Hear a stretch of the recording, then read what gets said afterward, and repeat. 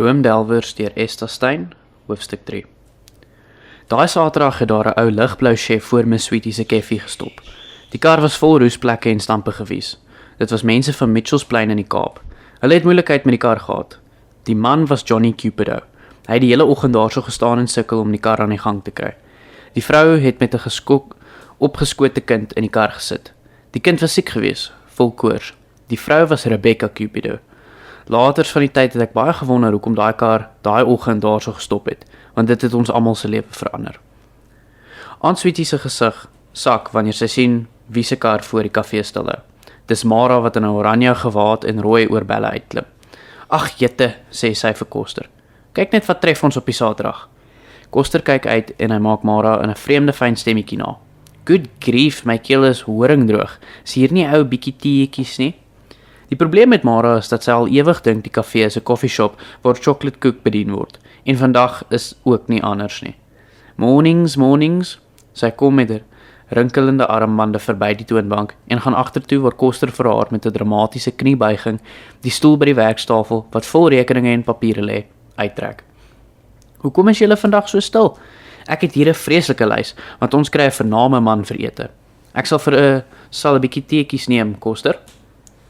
"Rooibos, ystee, Engelse tee of Early Grey, Miss Mara?" vra Koster.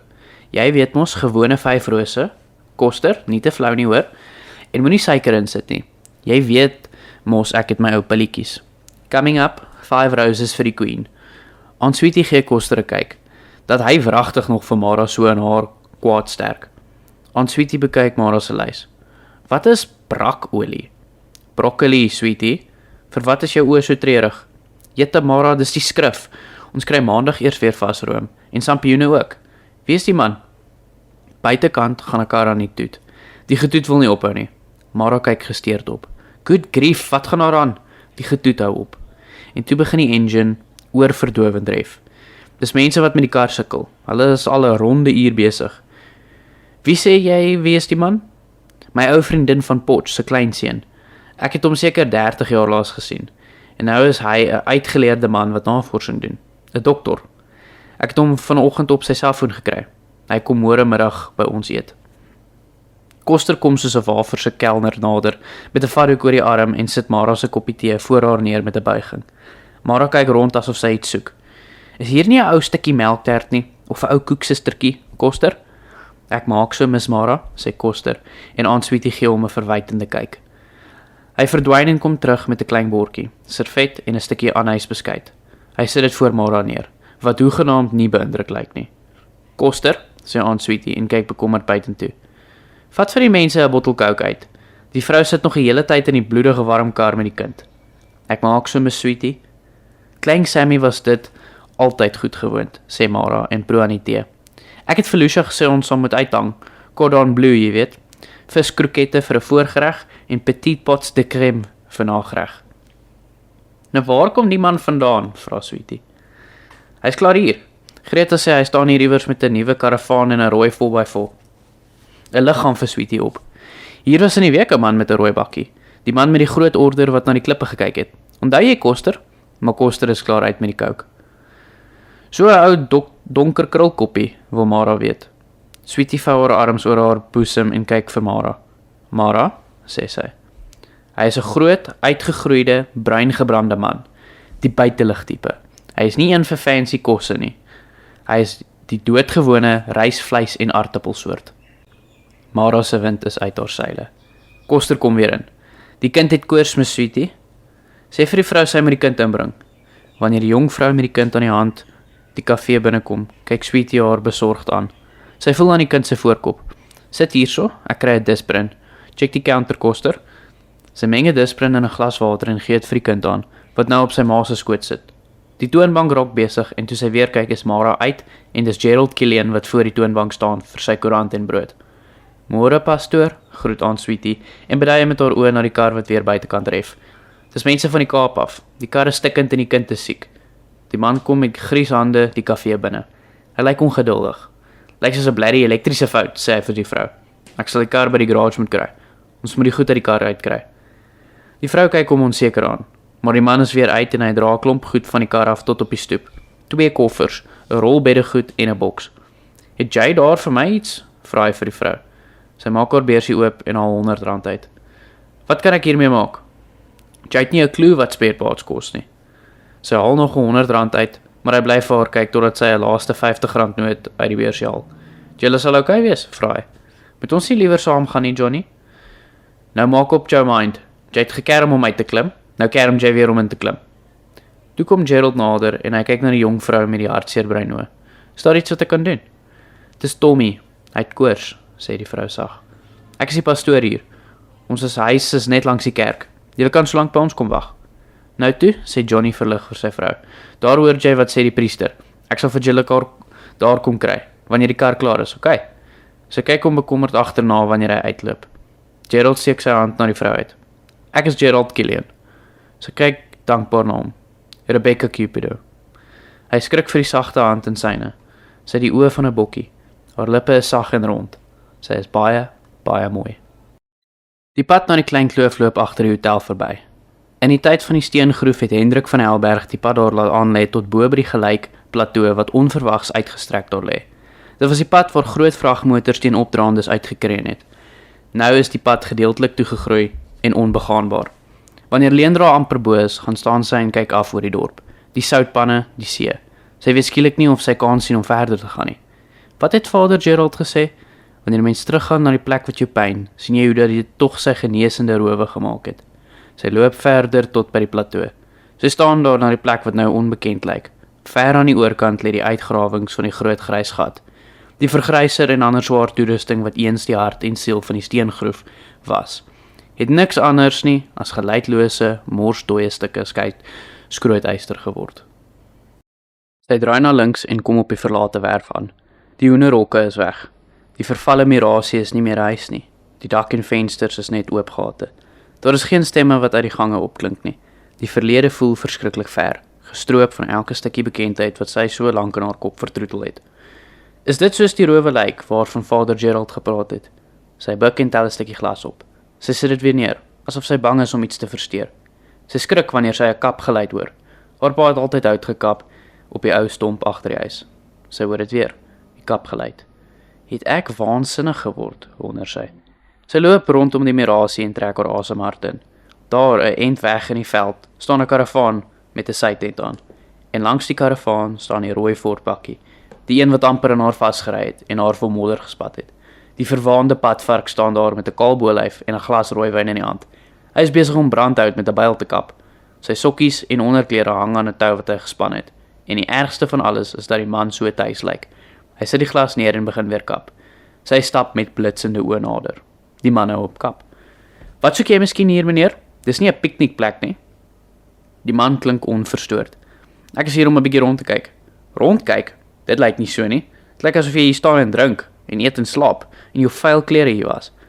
"Ek het toestemming van die munisipaliteit van Dwarsmansdal om te staan waar ek wil." "Nou wie's hulle? Loop sê vir hulle, dis privaat eiendom." "Ek het nie geweet jy's mense nie. Die plek het godverlate gelyk." Sy word al hoe kwaader. "Maak nie saak hoe dit lyk nie. As jy weet wat is goed vir jou, moet jy liewers oppak, sommer nou." Hy staan daar rustig en aankyk. Sy arrogansie maak haar woedend. Sy buik en probeer die naaste tentpen uittrek. Haar rooi hare tuimel oor haar kop, terwyl sy sukkel om die tentpen te roer. "Wat doen jy nou eintlik, juffrou?" Sy gluur hom aan. "Ek gaan nie die plek laat opmors deur Kaapse kampeerders nie. Daar's baie ander plek om te bly. Daar's 'n karavaanpark op Dwarsmansdal met wasgeriewe, maar daar betaal mens natuurlik 'n prys per dag." Die man bekyk haar. "Nou goed, juffrou, ek sal pad gee. Maar los net die penne, ek het dit met 'n 10 pond hamer ingedryf. Selfs 'n rooi kop helleweeg sal sukkel om hulle uit te kry." Maar hy het hom totaal met haar woedende krag misgis. Sy pluk die tentpen uit. Die syflank van die tent daal neer oor sy kampgoed. Sy kom oorent. "Ek is nie 'n helleveeg nie, meneer. Ek is 'n Van Helberg." "Wel, juffrou, daar's weinig verskil. Wragtig weinig." Blitsende sekondes lank meet sy hom. Dan draai sy om en loop vinnig weg. Haar rooi hare wapper soos 'n vlag agter haar aan. Samuel van der Sand kyk haar geamuseerd agterna en gooi 'n groot sluk rooiwyn in sy keel af. Oom Keppies is besig om die hibiscus heuning te snoei en wanneer Jemima op die stoep uitkom om 'n mat uit te skit, neem hy sy kans waar. "Wat sê Gerald oor Atlantis?" Hy kom nader en beland in 'n stofwolk. "Staan net bietjie weg, pa." Aan die manier waarop sy die mat skud, sien hy sommer hoe Ise grimmig sy is. Seker maar oor Denver en Dougie, wat haar altyd saterdag met die huis help, maar wat nou skielik met hulle handlyne na die jetty toe verdwyn het. Hy het nog niks gesê nie, maar hy weet baie goed dat daar miskien nie weer so 'n kans sal kom nie. Pa weet self hoe opgewonde die kinders is. In Atlantis sal hulle nie see toe kan hardloop om klipvissies by die jetty te gaan vang nie, dink hy. En die skool? Jou werk? Vos Philander sit al lankal en wag vir die prinsipaalsbos pa. Sy laat sakkie mat. Wat op dese aarde? Sy frons so diep dat hy haar blik volg. Hy sien wat sy sien. Daar oor die meent tussen die bloekomsdeur kom Koster met 2 swaar koffers aangestap en agterom Gerald met 'n boks in die arms en 'n rol beddegoed onder die blad. En langs Gerald, 'n jong vrou met 'n kind op die heup. Ek het hom gevra om 'n brood te bring. En nou. Die vrou was net so uitgeput gewees soos die koorsige kind. Hulle het hom op die bank in die sitkamer aan die slaap geraak. 5 ure het Jemina vir hulle sop gevat en vir die kind nog koorsgoed gegee. Vos Philander het daar aangekom met 'n bos varsharders. Toe hy die storie hoor, het hy gesê hy sal ry en kyk of hy die man kan kry. Ek het toe saam met hom Dwarsmansdal toe gery. Die mense by die BP garage het gesê hulle onthou die blou chef. Die man het 'n oilfilter laat insit en gesê hy is op pad Springbok se kant toe. Ronde trane sit op die rand van Rebecca se breinoë. Dis nie die eerste maal dat Johnny vir my en Tommy op 'n vreemde plek los nie. Ons sal iets uitwerk, sê Gerald, moenie bekommerd wees nie. Jemina kyk strak na Gerald en dan na die vrou. Ons kan iemand kry om julle terug Kaap toe te vat. Daar is niks meer vir ons in Mitchells Plain nie, mevrou. Johnny het sy werk verloor en die mense by wie ons gebly het ons uitgesit. Hy soek oral werk. Ons was al 4 dae lank in die kar. Ken julle iemand op Springbok? Rebecca skud haar kop. Ek is so jammer vir al die moeite. Not to worry my baby, sê Vos met 'n bierasem en sy gladde oë op Rebecca se lyf. Daar is altyd plek by my. Ek sal mos nou nie mind om my te help nie. Jy ken nie vir Vos nie. There's always room for more. Ons sal regkom, Vos, sê Gerald vinnig. 'n Rukkie later is Jemina en oom Keppies alleen in die kombuis. Sy kan in my kamer slaap vanaand, sê oom Keppies. Ek sal by Dougie hulle gaan slaap. Jemina ontplof. Nee, dit doen nie pa nie. Dit doen pa nie. Ek weet nie hoekom Gerald altyd in almal se sake moet inmeng nie. Op die ou end sit ons met die probleem. Ek het vanoggend vir hom gevra om 'n brood te bring, nie 'n hele gebroeisel nie. En ek weet ook nie hoekom hy so oor die vrou koer nie. Hy's amper erger as Vos. Wat vir my? Steek Vos sy kop by die kombuisdeur in en kom sit sy arm om Jemina se middel. Ek sien juffrou is opgestres oor die sexy mammie van Mitchells Plain. Hy weet hoe sy dit haat wanneer hy haar die juffrou noem. Jemina wikkel haar los uit sy arm en haar oë brand amper 'n gat deur hom. Moenie vir jou laf hou nie, Vos. Wanneer Vos weg is, gaan hom Keppies op die stoep sit. Hy sug diep en hy's baie bly wanneer Koster daar aankom. Is die mense toe weg, wil Koster weet. Oom Keppies skud sy kop. Die man het nie gekom nie. Ek het ook aan nie daai Cupido kerel se skeel oë getras nie. Tja, sê oom Keppies. Dis moeilikheid. Ek het net gewonder, broer. Ek het ook gewonder. Dis sulke tyd, broer, sê Koster gewigtig. Gerald is besig om die harders buite by die sementwasbak te krap, wanneer Jemina se stem deur die oop venster kom. Hier skoon handdoeke, julle kan sommer vannag in pa se kamer slaap. Dankie mevrou, ek is jammer vir die moeite. Dis nie moeite nie, ek en Gerald is gewoond daaraan om te doen wat ons kan. Hoe voel Tommy nou? Hy's beter, die koors is af. Ek wil sommer dat hy bad. Enige tyd, ons gaan bietjie later eet. My man gaan harders braai. Hy hoor hoe die badwater inloop en hoe Tommy vra, wanneer kom daddy, mami? Daddy het ver gery, hy gaan werk soek. En dan gaan hy kom? Kom klim in, die water is lekker warm. Wanneer hy eers werk gekry het, gaan hy ons kom haal. Maar nou gaan ons eers hier bly. Oom Keppies en Koster het pas klaar hulle plekke ingeneem met die nagmaalglasies in die hand, of die kerk se deur gaan oop. Hulle seil soos een man af, vloer toe, maar dit is nie Gerald nie. Hulle hoor hoe dat iemand die orgel se deksel oplig en 'n paar akkoorde voel op die klawers druk. Koster kom stadig oorent en loer oor die rand van die bank. Al wat hy sien is die boshare wat rooi skyn in die lig van buite af. Gerald krap die harders. Hy hoor weer haar stem. Mami wil ook bad, gaan wag so lank by die kinders. Hulle is by die televisie. Hulle is groot, mami. Hulle sal nie omgee nie. Hy hoor hoe die badkamer deur toe gaan. Hy hoor die sleutel in die slot. Hy hoor hoe daar nog water inloop en dan haar sagte geneerie. Hoe lyk haar borste as die lou warm seepskyn daaroor spoel? Hy skrik so groot vir homself dat hy sy hande wat vol skubbe is in sy hare insteek en sy kop vasdruk. Here God, ek het soos Dawid geword. Dawid by die bad. Haar geneer die damp weg in die orgelklanke wat oor die meent aankom. Dit kom uit die kerk, nostalgiese klanke wat luid aangerol kom en die verskriklike verlange in hom opjaag. Die verlange om Rebecca aan te raak. Here, help my. In die nag soek hy vertroosting teen Jemima se rug.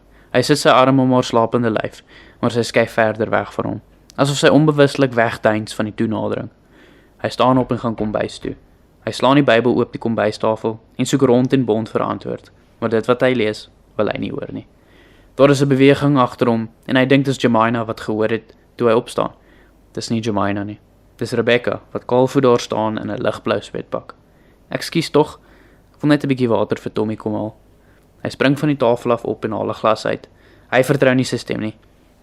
Het Tommy weer koors? Nee, ek dink hy's veel beter. Ek is jammer ek het gepla. Sy's uit. Hy gaan sit weer en voel hoe sy hande bewe. Hoekom was sy in die kombuis? Was dit regtig oor die glas water? Was dit nie omdat sy ook die aangetrokkenheid aanvoel nie? Sy moet tog bewus wees van die vreemde magneet wat hulle so by alles sin en rede na mekaar toe aantrek. Hy sug en gee hom hulpeloos oor aan die onpruiende gedagtes wat hom opstie. Hoe sal dit voel om haar vashou? Om sy hande onder die ligblou swetpakkie in te steek en haar sagte vel onder sy vingers te voel? Om haar lippe met sy mond aan te raak? Was dit wat Salomo bedoel het?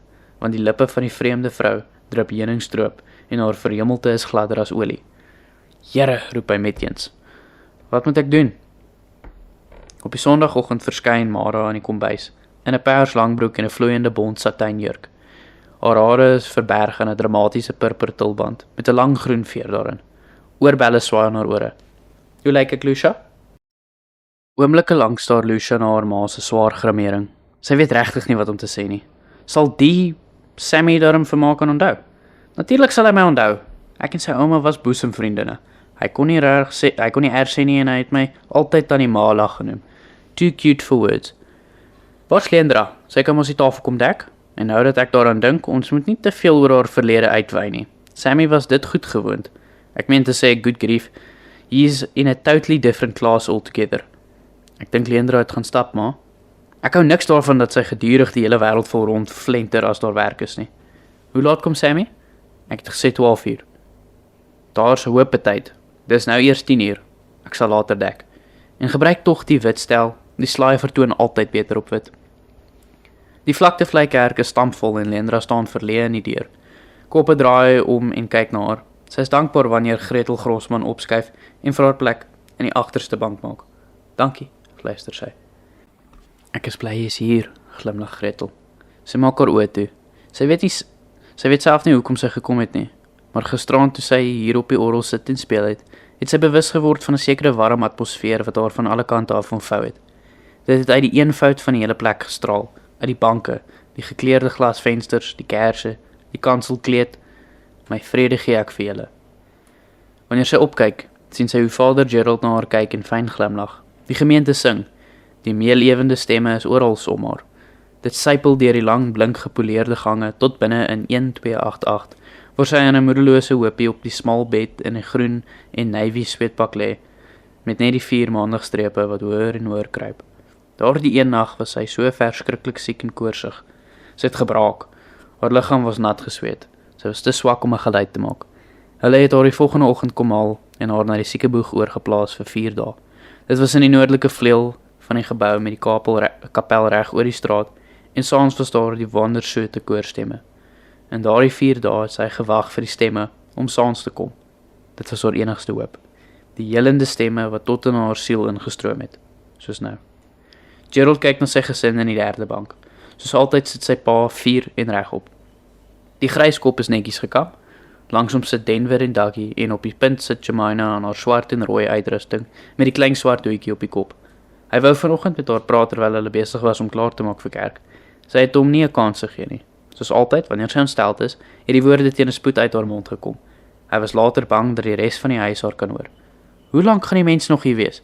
Ek weet nie of ek die storie van die kamigtige stuk in 'n kar glo nie. As die kar garage toe kon loop, hoekom het die man hulle nie saamgevat nie?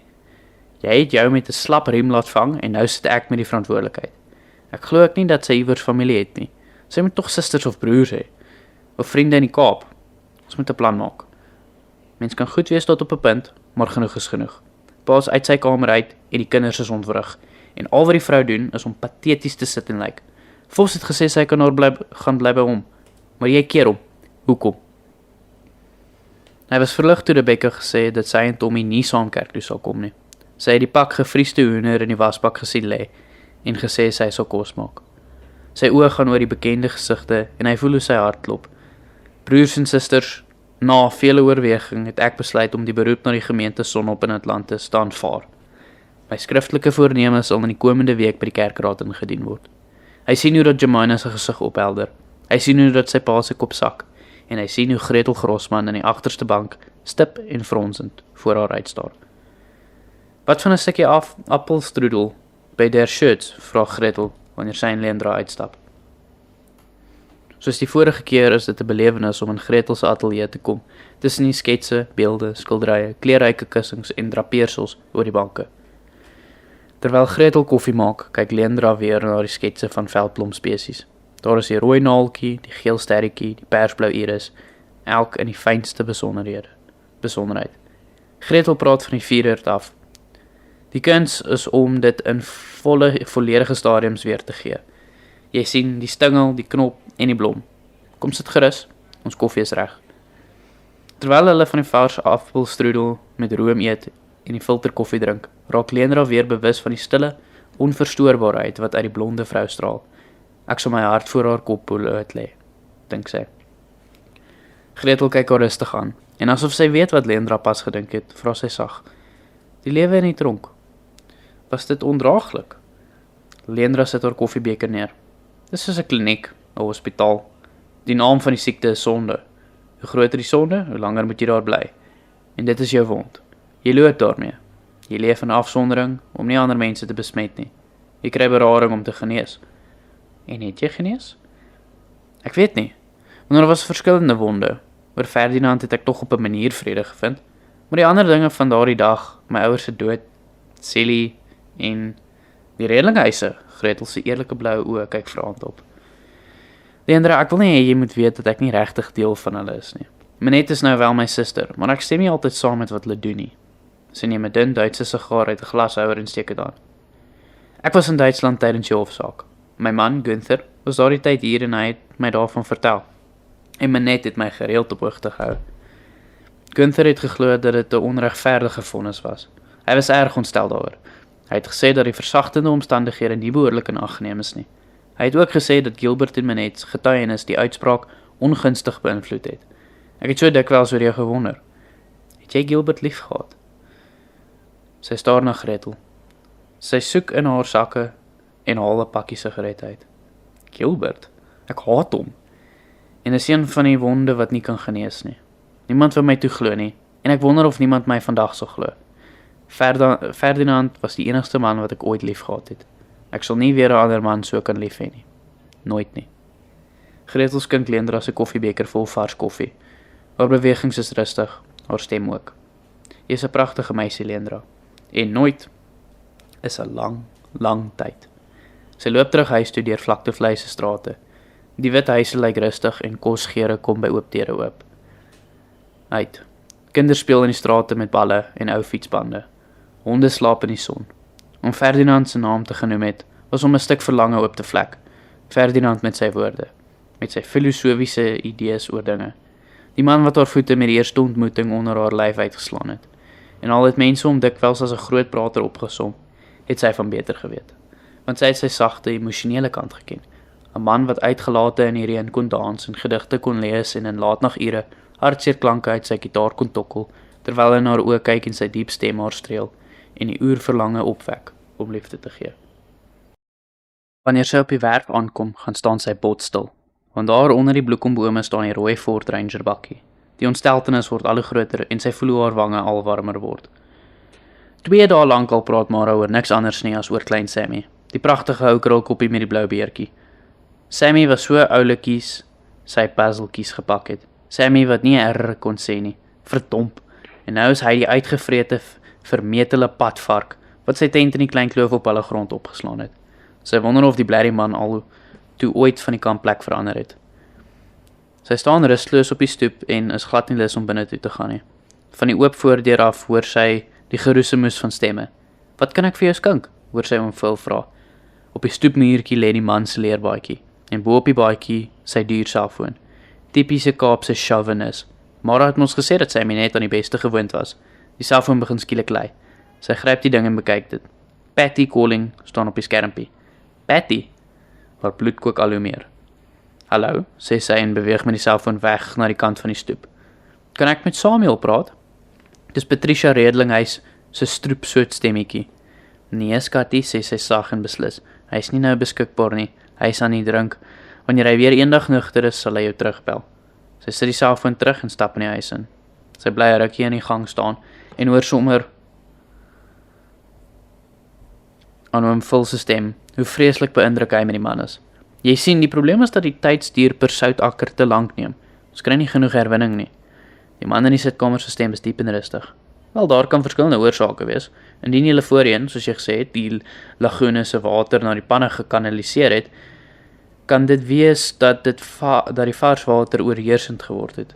"Dit mag so wees," sê Phil. "Ek sal vreeslik bly wees as jy in 'n stadium daarna kan kom kyk." Leendra vir ons. "Dat oom Phil nou nog wragtig die man na die soutmyn toe wil lok." "Dit doen ek graag," sê die man. "So môre pas, môreoggend." Leendra vir ons al hoe dieper. "Vir wat wil hy kom slim hou? Kan hy nie liewer sy puzzeltjies loop pak nie?" Wanneer sy die sitkamer binne stap, loop Phil oor die gulhartigheid. "Aha, hier is Leendra nou. Ontmoet vir Samuel." "Dokter Samuel van der Sand," beklemtoon Mara, wat van die eetkamer af ingesweef kom in haar bontjurk. Samuel kyk verras na Leendra. Sy hand vou om hare in 'n stewige greep. "Aangenaam," sê hy met 'n glimlag op sy breë mond. "Waar was jy die hele tyd?" wil Mara weet. "Lucia het vir jou gewag om tafel toe te kom dek." "Good grief, jy weet dan dat Sammy by ons kom eet? Ek bedoel Samuel." "Ek was uit," sê Leendra stram. Mara kyk skerp na haar. "Gaan roep vir Silly." Sy is buite by Boeta. Hulle is besig met die swing. "Good grief. Ek sê vir Lucia 'n swing vir 'n meisie van 19 is ongehoord." "Ek wil sommer my foon kry," sê Samuel en stap met Leendra uit. Sy is bewus van die man wat agter haar aankom. Sy weet nie wat dit aan die man is wat haar so ontseën nie. Op die stoep gaan staan hy voor haar. Hy is 'n goeie kop langer as sy en hy kyk af na haar. "Juffrou van Helleveeg, ek wil net sê dat ek van kampplek verander het." Haar groen oë blits en die son skyn op haar rooi kop. "Ek is nie juffrou van Helleveeg nie." "O," sê hy rustig. "Maar ek sal maar in elk geval lig loop vir jou, juffrou." Sy meet hom. "Hoekom? Het Mara jou alles van my vertel? Is daar iets wat ek moet weet?" "Nee," sê sy. "Niks. Behalwe dat jy tentpenne met een hand kan uittrek. Die krag in daardie dunne armpies van jou is iets om meer rekening te hou." Hy vat sy foon en sy loer skuldig na hom. Sy verwag dat hy terug sy kamer toe sal gaan, maar hy loop saam met haar werf toe. 'n End weg van die dik bloekomboom langs die buitegeboue waar Boeta en Silly doenig is met die swaai, gaan staan sy. "Ek wil net vir jou noem, my suster Silly is. Sy lê aan skok." "Ek weet daarvan," sê hy sag. "Phil het vir my gesê." Sy kyk na hom. Daar is 'n onverwagte deernis in sy breinoë. Silly se nuwe swaai hang al klaar aan die dik bloekom, maar nou sit Boeta aan die boom om 'n paar los takke weg te saag. Silly vat die takke aan. 4 van haar poppe sit en wieg in die swaai. "Hallo Boeta," roep Leendra boontoe. Boeta se dik stem kom deur die takke. "Haai leentjies, ek is amper klaar. Ons gaan nou eet. Silly moet eers kom."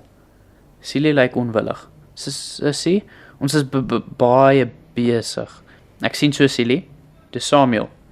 Sy blik versag. "Hallo Silly." Silly hou hom stipdop en sien hoe hy die poppe bekyk. Sy kom nader. "Dis mamma en pappa en sissie en Silly," beduie sy. "Hulle is bitterlik mooi," sê Samuel. Sy tel die Silly pop op. "Is Silly ook mooi?" "Sy's pragtig," sê hy. En toe spring Boeta met 'n groot plof uit die boom en land amper nie op sy voete nie. Silly kyk hom bekommerd aan. "Jy sal seer kry, Boeta." Hy vryf met sy een grove hand oor Silly se swart krulkop. "Nee man, ek weet om te spring." "Boeta is baie slim met 'n swaai," sê Silly trots. "Ag," sê Boeta beskeie. "Dis sommer niks." "Dis nie sommer niksie," sê Silly ernstig en sy kyk na Samuel. "Boeta het 'n stoor ook en hy kan swys ook."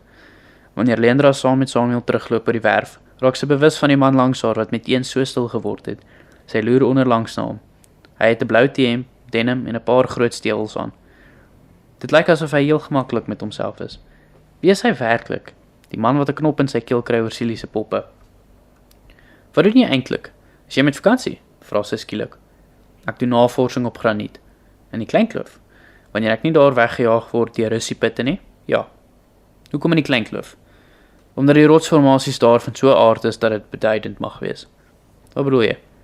As jy beloof om nie weer my tentpenne uit te trek nie, wil ek vir jou iets gaan wys. Wat? Sy selfoon begin lui. O, dammit, dinks sy. Sê nou vir Patty. Sy loop vinnig vooruit tot op die stoep. Wanneer sy in die gang kom, haal hy haar in. Sy probeer ongeërg klink.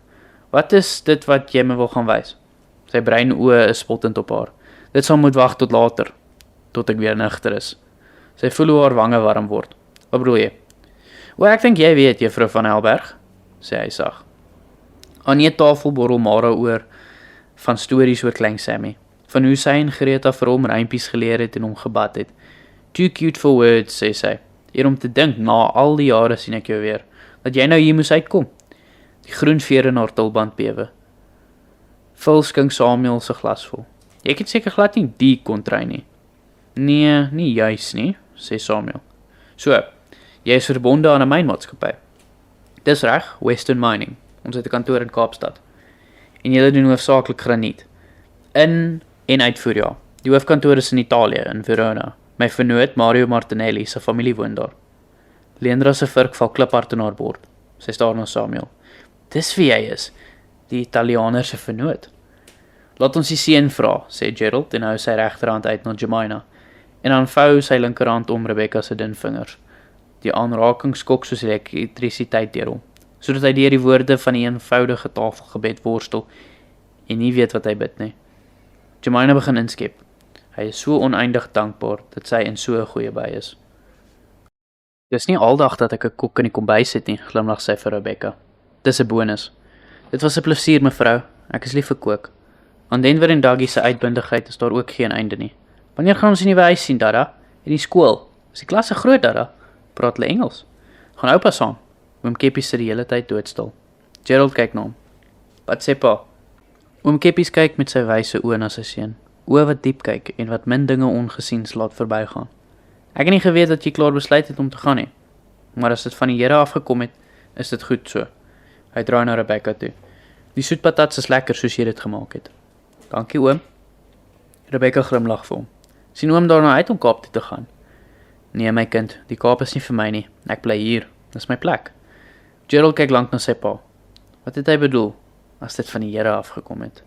Het dit dan nie van die Here afgekom nie? Na ete gaan hy terug kerk toe, na die kantoor toe. Hy sit lank by die lesenaar en hy staar voor hom uit. Dan loop hy in die kerk in en tussen die leebanke deur. Die vloer ruik na politoer. Die son skyn rooi en geel en blou by die glasvensters in en maak gekleurde patrone oor die mure. Hy gaan kniel by die voorste kerkbank. Here, praat met my. Praat tog net. Want my gees is onrustig en ek weet nie wat ek met die gedagtes moet maak wat in my kop rondspring nie. U het 'n vreemde vrou oor my pad gestuur en ek weet nie hoekom nie. Hoekom, Here? Wil u my toets soos wat u vir Dawid getoets het? Want ek voel swak, Here. Ek voel soos een wat getref is met 'n verskriklike siekte en ek wil daarvan wegvlug. My gedagtes sê die een ding en my hart sê die ander ding. Wat moet ek doen? Ek is soos 'n stuk klei in die hande en ek weet nie hoe ek die kruik gaan lei wat u wil vorm nie. Ek weet ook nie of u my Atlantis toe wil stuur nie. Ek weet net dat ek soontoe wil vlug, omdat dit al wapen is wat ek het om mee te veg teen die weldes wat in my kop heers. Sien my tog raak, Here, en moenie u wysheid van my af weghou nie. Help my om te weet wanneer u die een is wat praat en wys my wat ek moet doen. Hy kom oorent uit die bank en wanneer hy terug na die kantoor toe loop, gaan die kerkdeur oop en is Gretel Grossman wat daar inkom. Gerald, ek was by die huis en Jemina het gesê ek sal jou hier kry. Hulle gaan sit in die kantoor en die erns in haar blou oë maak hom onrustig. Gretel was nog nooit 'n mens wat ompaai loop nie. Wat weet sy, wonder hy, maar besef dat dit sy eie skuldige gewete is wat die spooke opjaag. Atlantis kom op 'n baie slegte tyd, Gerald. Hy kyk haar vraend aan. Haar blik is so reguit dat hy amper nie na haar kan kyk nie. Hoekom? Vra hy sag. Dis duidelik dat jy nog nie weet wat gaan gebeur nie. Ek het op 'n vreemde vrou verlief geraak, skrein dit deur sy kop. Dis wat aan die gebeur is. Maar wanneer sy begin praat, besef hy dat sy die boodskapper is met 'n tyding veel groter as sy eie klein dilemma. Vlaktevlei gaan ontruim word. Hy staar daaraan. Wat? Die grond waarop Vlaktevlei gebou is, behoort aan die redlinghuise. Die munisipaliteit het dit vir 'n lang termyn gehuur, vir 99 jaar. Die termyn het verstryk en die kontrak gaan nie weer hernu word nie. Die redlinghuise gaan 'n vakansieoord hier aanlê. Dis 'n groot ontwikkeling, Gerald. Dis miljoene rande. Vlaktevlei gaan ontruim word. Dis net 'n kwessie van tyd. Na oomblikke van verslaandheid kry hy dit uit. Wat sê hulle? Van die kerk, die skool. Daar is sprake van huisvesting elders. Ek weet nie, miskien Dwarsmansdal. Dis ondenkbaar. Dit is. En daar is geen manier om hulle uit te stuit nie. Ek vra dat jy hierdie nuus voorlopig stil hou. Hulle beplan om 'n inligtingsvergadering te hou binnekort. Daar is 'n lang stilte voordat hy uiteindelik praat. Ons tye is in die hande van die Here. Vlaktevlei se ook. Vlaktevlei het jou nou nodiger as ooit, Gerald. Ek hoop jy weet dit. Geluidlose woorde dryf deur sy kop. Dis u wat gepraat het, Here. Wat nou? Leandra hardloop oor die werf tot by die bondhuis. Sy is bly dat oom Bontie daar op die stoep met sy pyp sit. Sy gaan sit by hom en haal haar sigaret uit. Hy betrag haar. Wat is dit, leentjies? Jy lyk of die duiwel jou jaag. Hy jaag my nie, oom Bontie. Dis ek wat hom jaag. Oom Bontie lê en vee oor sy snor. O nee? Die man wat by pa was kort voor daardie dag. Die man oor wie ons nou die aand gepraat het, is Samuel van der Sand. Hy is verbonde aan 'n mynmaatskappy in die Kaap, Western Mining. Sy vernoot is 'n Mario Martinelli, 'n Italianer. Oom Bontie kyk haar verbaas aan. Waar kom jy daaraan? Die man het vanmiddag by ons geëet, oom Bontie. Dis sy rooi voortbakkie waar daar staan. Hy kamp daar bo in die klein kloof en hy lieg. Hy het vir hom Phil gesê hy was nog nooit voorheen hier nie. Oom Bontie kyk haar peinsend aan. Die man is 'n geoloog. Oom Phil is vreeslik beïndruk met hom. Hulle sit nou al glad in die studeerkamer en kuier. Oom Phil het hom gevra om môre na die soutakkers sy herwinning te kom kyk. En ek wil hê oom Bontie moet hom dophou. Ek vertrou hom glad nie. Oom Bontie sê niks. Hy vee oor sy snor en tuur ver oor die werf. Samuel staan lank en kyk na die geraamde foto van die kliphuis teen die studeerkamermuur. Die huis wat nou net 'n mirasie is. Kom sit, sê Phil, en skink die 2 likeerglasies weer vol. Samuel se oë is vraend op Phil. Hy het gehoop om 'n oomblik alleen saam met Phil te wees, en nou glip die vraag uit voordat hy homself kon keer. Die ontploffing. Wat het gebeur? Tragiese storie, sê Phil. Hy sug. Die gassilinders in die stoorkamer het ontplof. Dit het 'n brand veroorsaak en feitelik alles is verwoes. Cecilie het nooit weer reggekom na daardie dag nie. Phil kyk hom stil, droewig aan en praat dan sag. Sy was 'n ruk lank in 'n inrigting, maar as jy my vra, het die medikasie die toestand eintlik net vererger. Partykeer wonder ek of sy nie gelukkiger is soos wat sy is nie. Sy leef in haar eie wêreld en ek dink sy besef dat haar pa en ma werklik dood is nie. Kan sy iets van daardie dag onthou? Ek dink nie so nie. Sy praat nooit daaroor nie. Hulle proe aan die likeers en daar is 'n lang stilte voor Phil diep sug. Die ontploffing op sigself was erg genoeg, maar eintlik was daar 'n hele reeks gebeure daardie dag. Leandra het by die hotel gewerk en is daardie dag uit haar werk ontslaan. Sy is aangekla van diefstal. Sy het die aand hotel toe gegaan om Gilbert te gaan konfronteer. Dit het op 'n skietery uitgeloop en sy het haar boyfriend noodlottig gewond. Diefstal? Sy was verlief op 'n rep wat gereeld daar by die hotel gekom het, Ferdinand. Hy het juwele verkoop, maar ek glo dat vandag dat hy met die diamante gespeel het. Die redlinghuise het niks van die man gehou nie. Gilbert kon hom nie verdra nie. En toe was daar die drama toe Ferdinand se monsters wegraak. Duisende rande so goed. Dis later in Leandra se hotelkamer gekry. Daar was baie stories. Leandra was oortuig dat Gilbert dit daar geplant het, maar die redlinghuise het geglo dat Ferdinand en Leandra die diefstal beplan het om 'n assurансiehuis in te stel. Die juwele was dus die oorsaak van die skietery. Dit wil so voorkom, maar moontlik het die ontploffing ook 'n rol gespeel, want Gilbert het kort voor die ontploffing na haar pa toe gegaan, na Hendrik toe, om te gaan verduidelik hoekom sy uit haar werk ontslaan is. En toe Leandra en Ferdinand later daar in die klein kloof opdaag, het die ontploffing pas plaasgevind. Nou ja, hulle het met Celie hospitaal toe gejaag. Die hospitaalpersoneel het later vertel dat daar 'n ewige rusie tussen Leandra en Ferdinand was. Sy is vroeg die aand terug hotel toe, waar Ferdinand besig was om haar hotelkamer te ontruim, en sy het hom gaan skiet. Het iemand gesien wat gebeur het? Gilbert en Minette was daar. Samuel sit 'n lang ruk en staar. Was Gilbert die laaste persoon wat in die klein kloof was voor die ontploffing? Hy was, ja. En gepraat daarvan, laat ek jou vertel, Samuel. Ek het Hendrik goed geken. Hy was nie maklik nie. As Gilbert daardie dag met 'n storie daar aangekom het van Leendra wat gesteel het, sou ek daardie Hendrik Royal nie op 'n afstand wou sien nie. Hy het sy kinders aanbid. So 'n storie sou hom breek. Sy kwaadie was boonop 'n bankrotspil. Hy was depressief, het baie skuld gehad. Samuel frons. Jy bedoel dat die ontploffing miskien nie 'n ongeluk was nie. Phil teeg fronsig aan sy likeur. Daar word baie gegis oor wat gebeur het, maar ek het Hendrik geken en sy meer. Hy sou homself en die hele spil wou opblaas, eerder as om daardie klas van aantuigings teen een van sy dogters aan te hoor. Samuel kyk hom nadenkend aan. Nee, dink hy. Die Hendrik van Helberg wat hy ontmoet het, sou nooit tot sulke uitersters gegaan het nie. Hy was wel 'n man wat nie geskroom het om sy sê te sê nie, maar hy was 'n verantwoordelike mens. Maar hoe sal mens ooit weet? Daar is soveel vrae, dink hy. Daar is soveel raaisels. En dis met hierdie gedagtes dat hy 'n uur of wat later met die smal paadjie opry in die klein kloof na sy nuwe staanplek toe. Na die onderonsie met die rooi kop die vorige dag het hy maar liewer die karavaan en tent laer afgeskuif tot naby die diep kuil wat nou sy staanplek geword het, swemplek geword het. Teen 6 uur sit hy met sy nat lyf op die rotse en wanneer hy sy selfoon lei, is dit Patty wat hom in 'n fyn stemmetjie nooi om pasta te kom eet. En hy stem in. Dis nie eens maklik om vir Patty nee te sê nie. Eintlik wou hy net rustig met sy eie gedagtes verkeer om te dink aan die vreemde situasie waarin hy hom vind. Destyds, toe Western Mining 'n aanbod vir die steengroef wou maak, het sy vernoot Mario gesê dat hy nie verbaas sou wees as hier iewers 'n onginbare bron van graniet is nie. Hy het saam met Mario gestem. Geografies gesproke word daar dikwels graniet neerslaan naby soutpanne ontdek. Toe reeds het hy hom voorgenem om weer eendag terug te kom. Hy sug diep. En nou is dit meer as 7 jaar later en al wat hy nou weet is dat die antwoorde by Silly lê. Silly met haar swart onpylbare oë. Toe hy vandag Silly se poppe sien, was die antwoord so deksels naby. Nou weet hy ten minste aan wie die pop behoort, wat sorgvuldig weggesteek lê in 'n gat in die vloer van die ou mirasie en bedek met planke. Nie net 'n lappop nie, klippe ook, appelkooskleurige granietklippe. Waar vandaan kom? Waarskynlik hier iewers uit die klein kloof uit. Maar presies waar? Gerald was nooit een wat onnodige werk op die Sabbat gedoen het nie. Hy wil nie eers gehad het dat Jemina skoolwerk op 'n Sondagmiddag sit en doen nie, net kerkwerk. Maar op daai Sondagmiddag het Gerald vir my en Koster gevra om te kom help. Ons almal het gehelp. Die groen hokkie moes skoongemaak word vir Rebecca en Tommy. Dit was 'n groot werkery gewees. Ek het die drein skoongemaak en Koster het die buitelevie aan die spoel gekry. Gerald en die seuns het binnekant gewerk. Hulle het al die ou planke en goed uitgevat. Ons het toe in my kamer se ekstra bed daarso ingesit en 'n tafel en stoele.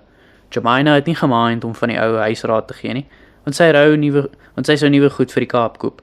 Sy het gordyne vir die venstertjie gebring en Rebecca was baie bly gewees oor 'n dak oor die kop vir haar en Tommy. Teen die aand was die groen hokkie aan die kant en toe het Jemina nog 'n paar koppies en 'n pot en pan sin toegevat. Maar my hart was pal onrustig, want ek het 'n gevoelte in my kop gekry. Dit was 'n gevoelte soos 'n voorwete van moeilikheid wat aan die kom is. Dit was in Gerald se gesig en in sy oë. 'n Pa ken sy kind. Hy ken hom en hy weet wanneer die sonde seetjies nader kruip. Die sonde is Nessie skemerte. Hy kry bietjie vir bietjie nader aan. Hy lê die lig dood, en wanneer jy jou weer kon kry, is die duisternis op jou. Wanneer Gerald van die kerk afkom, sien hy dat die groen hokkie se deur oop staan. Hy gaan staan stil daar in die middel van die meet en word bewus van die skielike bonsing van sy hart. Hy loop nader tot in die deur. Rebecca is besig om die bed op te maak. Tommy sit op die vloer met papier en Kruit is besig om 'n prent te teken. Hy staan verstom en kyk na die kind se bedrewige vingers by die buitelyne van 'n bootskets. Rebecca swaai om na hom toe en 'n kerslig flikker oor haar gesig. "Kom in," sê sy. "Ek kom net hoor of julle alles het wat nodig is vir die nag. Mevrou het vir ons groceries gebring. Hy sien nie goed wat op die kombuisrak uitgepak is. Meel, suiker, olie, koffie en melk." "Dan is dit reg so," sê hy sag. "Oom," spring Tommy op. "As Daddy kom, gaan hy ook hier bly." Rebecca vry verleë oor Tommy se kop en wanneer sy na Gerald kyk, is daar 'n hulpeloosheid in haar oë wat hom aan die hart gryp. "Ek weet nie hoe om dankie vir alles te sê nie, pastoor." Hy steek sy hand na haar uit en skulp dit om die ronding van haar skouer. Die aanraking is 'n vreugde wat in sy verstand klop. "Gerald, noem my Gerald." "Ek gaan môre na die skool toe, oom," sê Tommy. "Ek hoor so 'n groot man en ek weet sommer nou al dat jy baie van juffrou Gretel gaan hou." "Ja, oom." "Dan draai om. Nou toe, julle moet lekker slaap." "Nag, oom." "Nag, pastoor," sê sy en maak die deur agter hom toe. Pastoor. Hy stap oorkant aan die pastorie toe. Die verlammende sensasie van sy hand op haar skouer is 'n soet gedagte wat hy in hierdie oomblikke wil koester. Hy gaan staan onder die donker bloekombome en voel weer sy hand op haar skouer. Haar skouerknop, haar hals, haar bors. 'n Sug breek oor sy lippe, soos opgehoue asem wat hy uitstoot van binne af, maar dit bring nie verligting vir die begeerte wat in hom woed nie, soos 'n dier wat wag vir sy prooi. Wat gaan met my aan? Dink hy, en stap na die stoep. Wanneer hy sy hand uitsteek na die voordeurknop, praat sy pa se stem van die stoepbank af. Hoe gaan dit daar oorkant? Hy skrik so groot dat albei sy hande ruk. Goed pa, hy hoor hoe hy sy eie stem bewe. Sy pa weet, hy was daar oorkant, maar hy sis homself. Daar is niks meer verkeerd om te gaan hoor hoe dit met die mense gaan nie. Gerald? Hy voel hoe sy pa se alwetende oë hom vaspen. Pa? Dis soos toe hy 'n kind was en gewag het vir 'n vermaaning. Hy het geglo sy pa weet presies wat in sy kop broei. Ek het met Faitjie gepraat, sê hom Keppies en die verligtingspoel oor Gerald. Faitjie sê een van die waiters is weg by die hotel. Hy sê miskien kan Rebecca gaan try vir die job. Dankie pa, sy sal bly wees. Die hotel, die redlinghuise, vlakte vlei. Hy onthou weer hoe desperaat Gretel geklink het. Die hele gedagte bring 'n kloppende benoudheid in sy keel. Soos gewoonlik is die hotel stil op 'n Sondag aand. Die meeste van die personeel is reeds van diens af. Waar Rudy by die sitkamervenster van die woonstel uitkyk, is dit donker oor vlaktevlei. Op die agtergrond hoor hy Patricia en Samuel se gelag. Hulle is by die kombuistoonbank besig om pasta te maak. Minette is kamer toe om haar televisieprogramme in die bed te gaan kyk. Gilbert is onder in die privaat kroeg en hy voel alleen. Gretel. In die verlede het hy dikwels by haar gaan mossels eet op 'n Sondag aand. Mossels wat sy van die rots afgepluk het en gaar maak met sampioen en knoffelsous in die swart pot op die vuurherd. Maar vanaand is hy bitterlik ver, want die gaping tussen hulle het afmetings aangeneem wat hy in sy kortsigtigheid nie bereken het nie. Wat het hy eintlik verwag? Dat sy nuwe ontwikkeling sou verwelkom? Hy sug diep. Môre kom al die belanghebbendes by die hotel eet. Minette het gesorg dat sy elkeen persoonlik nooi. Die stadsklerk, die burgemeester, die argitek, 'n man van die streeksdiensteraad, die bestuurder van die omgewingsake wat die impakstudie gedoen het. Na môre sal die nuus van die nuwe ontwikkeling rigbaar word in elke grondstraat van Vlaktevlei. Oor 'n maand sal die strootskapers die eerste stof begin opskom. Wat van Gretel? Vir Samuel word dit 'n gesellige aand. Dis net hy en Patty wat by die kombuistoonbank sit en eet van die pasta en slaai wat hulle self voorberei het. Op 'n vreemde manier laat haar vrolike gebabbel hom ontspan. Haar toenadering is ongekompliseerd en hy weet presies waar hy met haar staan. Sy is jonk, aantreklik en bedorwe. Sy maak geen geheim daarvan dat sy gewoonlik haar sin kry nie. Na 11 loop sy saam met hom tot op by die bopunt van die trap. Sy leun teen die trapreëling en kyk hom glimlaggend aan. Hier's niemand nie, sê sy spelerig. Jy bedoel hier's niemand wat sal sien as ek jou nagsoen nie? Ja, jou domme man. Hy vou sy arms om haar liggaam en hou haar 'n oomblik vas voordat hy haar lig op die mond soen. Sy frons teleurgesteld. Is dit al? Vra sy. Sal ek jou môre sien? Ek moet môre op die soutmyn wees vir werk. Toetse wat gedoen moet word, sê hy rustig. Sy woorde is 'n klip in die bos wat met eens 'n klomp gedaantes opjaag. Haar gesig verstyf en sy tree weg van hom af. Die Van Helberg soutmyn. Jy moet versigtig wees. Daar's 'n rooi kop Mary wat pas uit die tronk uitgekom het. O. Hy voel effens skuldig omdat hy haar nie gesê het waar hy die middag vir ete was nie. Jy weet nie wat alles in die verlede gebeur het nie. Haar kerel was 'n rep vir juwele, Ferdinand van Wyk. Sy het duisende rande so goed van hom gesteel en toe gemaak of dit Gilbert is, want sy het by Gilbert aangelê, maar sy kon nie haar sin by hom kry nie. Sy het selfs by my pa ook aangelê. Ons hele familie het onder haar leuns gelei. So ek sê maar net, moet net nie begin dink sy's oulik nie. Sy's gevaarlik. Hy hou sy stem lig, spottend. Ek sal dit in gedagte hou. Ek behoort môre 'n draai by jou te maak, want ek vertrou nie die spil nie. Wel, ek is bly om te sien jy is so besorgd oor my. Hy gee haar 'n piksoen op die voorkop. Jy weet nie waarvoor jy jou inlaat nie. Wat se werk is dit? Dis op die soutpan, vol van Tonder het my gevra. Sy kyk om agterdog te gaan. Daar's 'n kort pad na die soutmyn buitekant die dorp. Ek sien jou 10:00. Jy kan liewer môre aand by my in die kloof kom braai. In die klein kloof? Tussen al daai spooke. Hy lag. Hulle vlug as hulle skaapchops ruik. Het jy nie geweet nie? Sy lag ook en haar stemmetjie is skielik weer stroopsoet. Ons moet nog oor my partytjie praat. Ek wil jou iets vra. Môre aand. Ek sal jou kom 7:00 haal. Sy vee haar lippe vlugtig oor sy mond. OK, sien jou. Wanneer hy met die smal pad Wanneer hy met die smal paadjie opry in die klein kloof, skrik hy wanneer 7 ibisse skielik met vlerke klap voor hom opdoem. Eienaardige swart en wit gedaantes wat agterdogtig rondloer en dan weer een vir een in 'n ry op 'n rots gaan land. Begrafnisvoëls. Dit voel asof hulle lang nekke in sy rigting draai en die 7 pare swart oë hom dophou. Wat weet hulle alles van die klein kloof se raaisels, wonder hy, en kry meteen skout.